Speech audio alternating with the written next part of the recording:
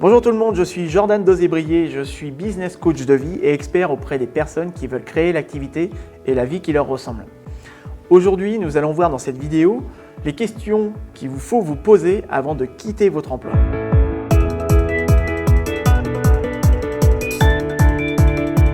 Permettez-moi de commencer cette vidéo avec une petite histoire, une petite anecdote. Septembre 2011, je termine de visionner le film The Social Network, qui m'a inspiré une idée que je mets aussitôt sur papier. À l'époque, j'étais motivé par mon désir profond de quitter mon emploi, et ce qui était bien dommage car cette idée restera uniquement sur le papier. Et comme moi, la plupart des personnes se concentrent beaucoup trop sur leur inspiration et la conception, et avoir une bonne idée n'est pas vraiment un accomplissement, et ce n'est malheureusement pas suffisant pour quitter un emploi. Si vous voulez quitter un emploi pour créer votre entreprise, il vous faut passer à l'action et vous y tenir.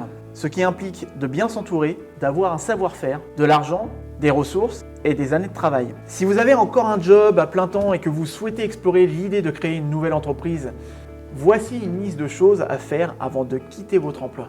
La première étape, si je puis dire, est de rechercher votre idée. Comprenez par là qu'il vous faut anticiper et analyser le marché, parler à des clients potentiels, vous renseigner même sur les techniques de vos concurrents, voir qui ils sont et ainsi de suite. La deuxième étape, appropriez-vous une URL web, un site web ou bien un blog pour commencer à vous faire connaître, pour obtenir des nouveaux contacts, des nouveaux mails professionnels pour votre future entreprise. Le cas échéant, créez une page Facebook, un compte Twitter ou bien partagez du contenu sur LinkedIn, sur Viadeo. Faites en sorte que vous soyez visible.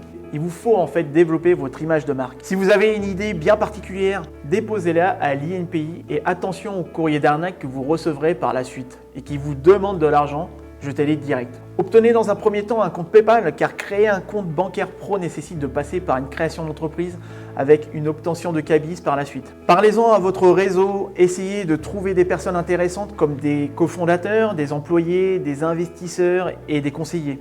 Commencez à rédiger un business plan si nécessaire, réalisez des projections financières. Ça vous permettra de clarifier votre projet et de rassurer aussi vos interlocuteurs.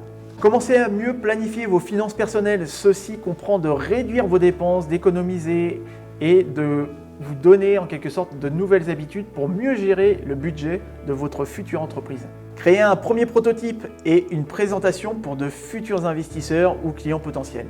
Si tout ceci sonne comme énormément de travail, eh bien vous avez raison. Avoir fait tout ça parallèlement à son job est un engagement important. Pourtant, ce n'est juste que le commencement. La difficulté fera un bond important dans les prochaines étapes. Il vous faudra recueillir des fonds. Dans mon expérience, les entrepreneurs novices se concentrent beaucoup trop sur l'argent. Vous pouvez accomplir et apprendre beaucoup sans trop dépenser. Cela dit, la plupart des entreprises ont besoin d'argent pour lancer et prendre leur envol. Avant de quitter un emploi bien payé ou non, mettez de côté car trouver les fonds initiaux est le principal obstacle pour la plupart des entrepreneurs. Considérons que beaucoup de gens n'ont pas l'épargne nécessaire de 3 ou 6 mois par exemple pour se libérer de mois de bénévolat. La plupart des gens ne construisent pas une entreprise seule et trouvent des partenaires ou des employés de qualité. Et ça peut être une tâche longue et imprévisible. Votre premier employé se tournera vers vous pour des conseils et sa productivité dépendra de votre capacité à gérer. Avec des partenaires, vous devez vous assurer que vous pouvez travailler correctement avec eux, vu qu'ils vous accompagneront du point de départ et ce pour plusieurs années.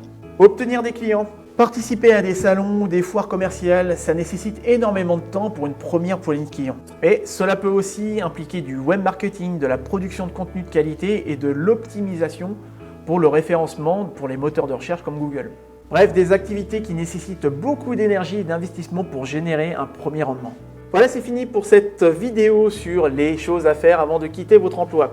Si vous êtes dans ce cas, que vous êtes en transition de carrière, que vous avez l'idée de créer une entreprise, mais que vous ne savez pas par où commencer, que vous avez un peu peur de vous lancer, que vous ne savez pas vraiment par quel chemin procéder justement à cette création d'entreprise, vous ne savez pas vers qui vous tourner, je vous invite à me contacter directement sur mon site osebrier.com.